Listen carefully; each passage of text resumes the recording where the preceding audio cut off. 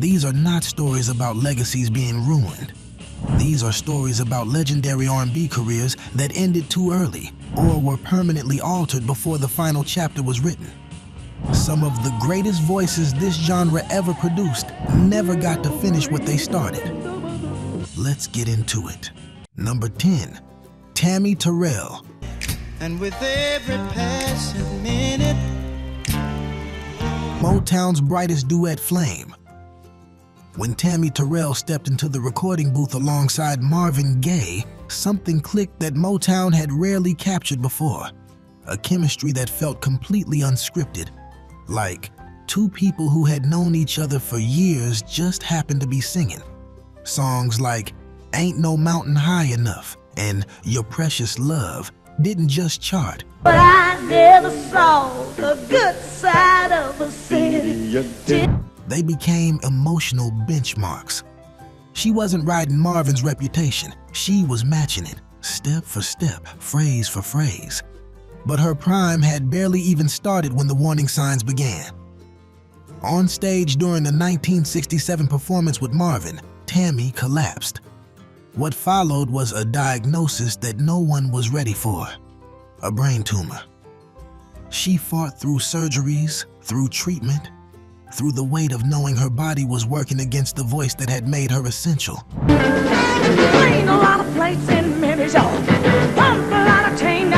She passed away in 1970, just 24 years old.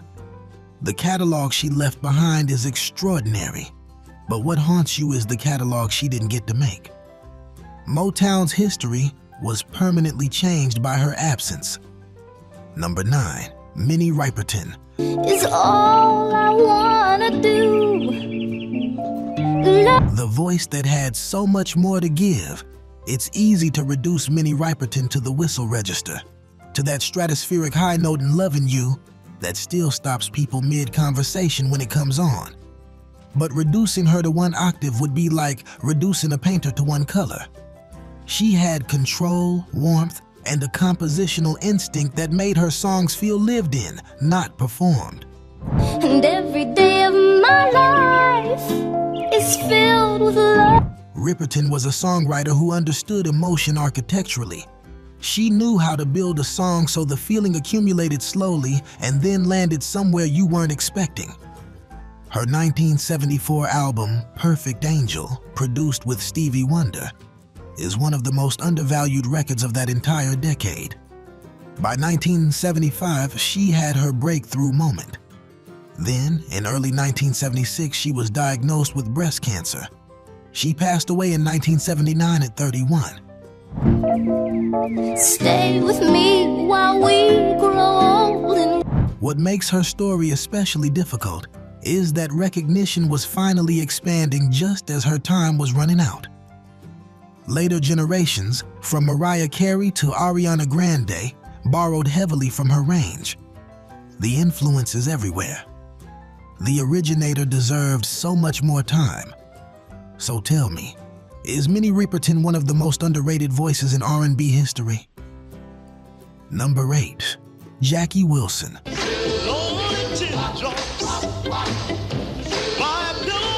The Showman, whose last act came too soon before James Brown owned the stage. Before Michael Jackson reinvented what a performance could be, there was Jackie Wilson. His nickname wasn't Mr. Excitement because someone handed it to him. It was earned night after night through the kind of physical, emotional, fully committed performances that left audiences struggling to describe what they had just witnessed. my heart is fine.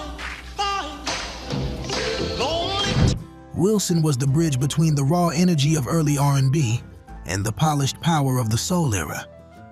He influenced an entire generation of performers, many of whom went on to become icons themselves. Berry Gordy, before he founded Motown, wrote songs for Jackie Wilson. That context matters.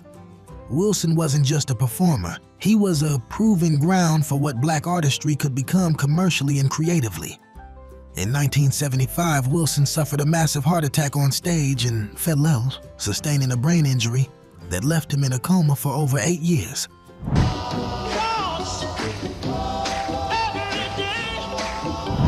He died in 1984. The tragedy is not just his death, it's the 8 years of absence while he was still alive. A giant frozen in time, while the world he had built moved on without him. Number 7. Teddy Pendergrass. Looking back over my years, I guess I shedded some tears. The career that changed in one night.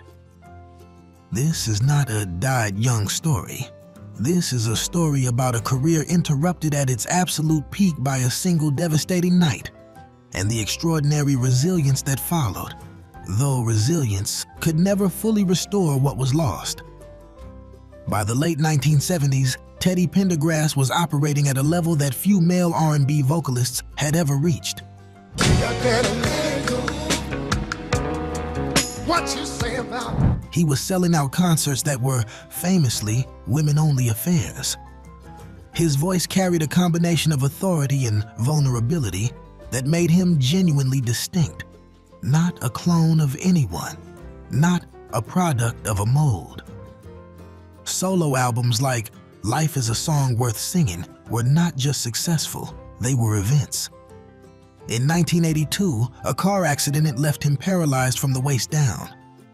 His trajectory, not just his body, was permanently altered. Like another love TKO.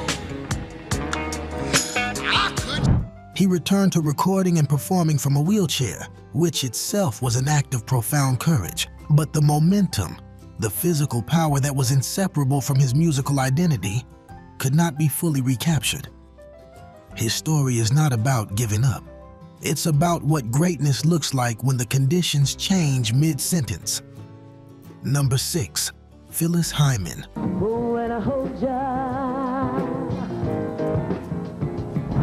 The quiet storm icon we never got enough of. There is a type of R&B singer who never gets the mainstream magazine covers, never gets the stadium tour, but who every serious music person in the industry will name immediately when asked who the greatest voices were.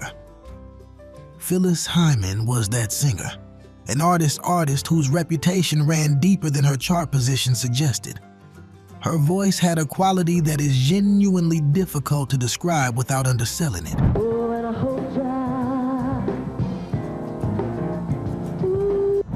It was rich and controlled, yes, but it also carried a kind of emotional honesty that made you feel like she was telling you something true, not performing something calculated.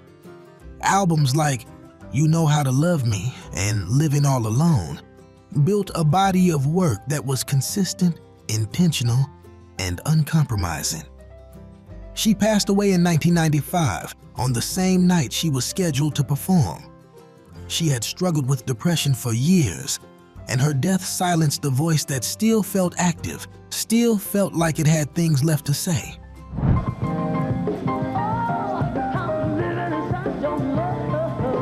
There was no sense of conclusion to her catalog. It simply stopped.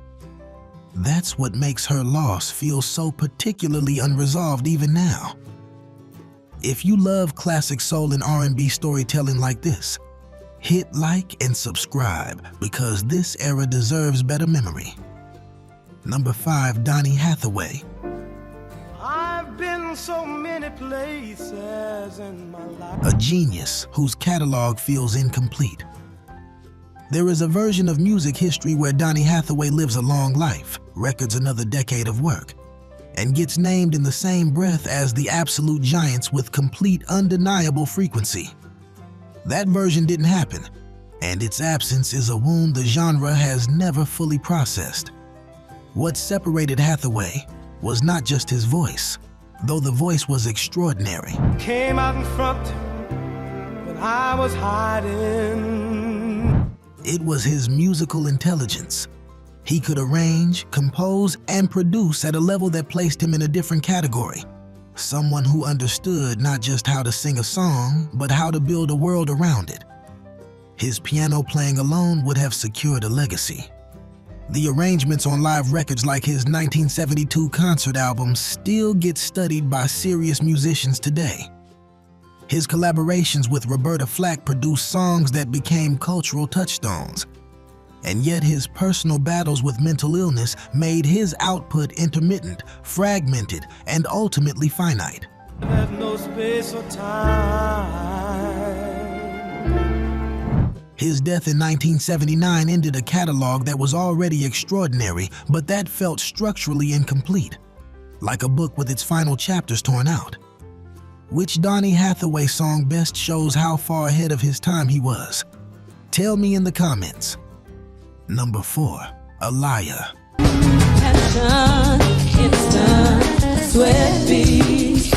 The modern era, reminder of how fast greatness can disappear.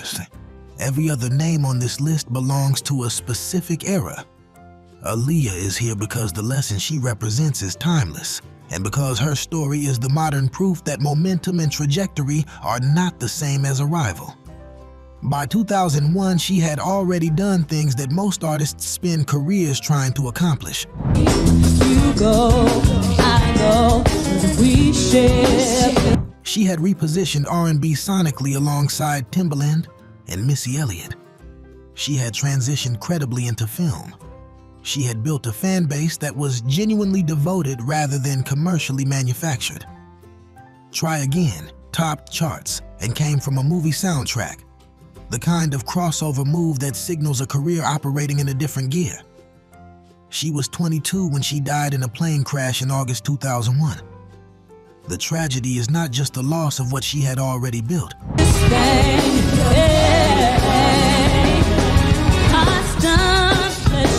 It's the impossibility of knowing what she would have become. She was already evolving publicly, already pushing the music and the storytelling into new territory. Her album, Aaliyah, dropped just weeks before she died. It stands now as a final statement that was never meant to be final. Number 3, Sam Cooke. In a little tent, oh, and just like The architect who was still building Sam Cooke was not simply a great singer. He was one of the first architects of what Black artistic and economic ownership could look like in the American music industry. And he was killed in 1964 at 33 before the blueprint was finished. The voice was and remains almost unfair in its beauty.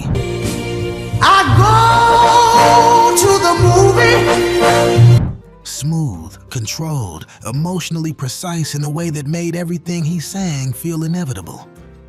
But what made Cooke genuinely extraordinary was the range of what he was doing simultaneously. He founded his own publishing company. He started his own record label. He was navigating the civil rights movement with songs like A Change Is Gonna Come that placed him at the intersection of art and history. His death didn't just cut short a singing career, it removed someone who was actively reshaping the relationship between Black artists and the industry. Then I go to my that profited from their work. The singers and musicians who came after him, who fought for ownership and creative control, were walking a path that Sam Cooke had started clearing. He should have been there to see where it led. Number 2, Otis Redding.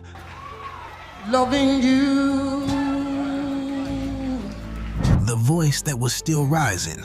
There is no plateau in Otis Redding's story. That's what makes his loss feel specifically and permanently wrong. He was not fading, not coasting on earlier success, not in the middle of a difficult period. He was accelerating. The arc of his career was pointing upward at a steep angle at the exact moment it was cut short. Do it just one more time, one more. His performance at the Monterey Pop Festival in 1907 is frequently described as one of the greatest festival sets ever recorded. He played to a predominantly white rock audience that had come to see Jimi Hendrix and Janis Joplin, and he simply took the room over. That is not a small thing. That is an artist expanding his reach in real time, crossing genre boundaries not through calculation, but through the sheer force of what he was delivering. Bethany on the dock of the bay was recorded 3 days before his plane crashed into Lake Monona in December 1907. He was 26. Oh, too long. The song he had just finished, quieter, more reflective than most of his catalog, reached #1 posthumously. It arrived like a message from someone who had already left. His voice deserved a full lifetime to find out where it was going. #1, Marvin Gaye. And with every passing minute, The legend whose final chapter was stolen. Marvin Gaye could have rested on what he had already done by the mid-1970s and still have been considered one of the most important figures in the history of American music. What's Going On alone, the album, not just the song, would have been enough. It proved that soul music could be political, literary, and sonically cohesive in a way that no one had quite demonstrated before. But I never saw the good side of a city. It changed what an R&B album was allowed to be. But Marvin Gaye did not rest. He kept evolving through personal turmoil, through professional battles with Motown, through periods of exile and silence, and then he came back. Sexual Healing in 1982 was a genuine comeback, not a nostalgia act. It reached a new generation while losing none of the emotional weight that had always defined him. Midnight Love showed an artist who was still building, still finding new rooms in the same house. He was killed on April 1st, 1984, the day before his 45th birthday, by his own father.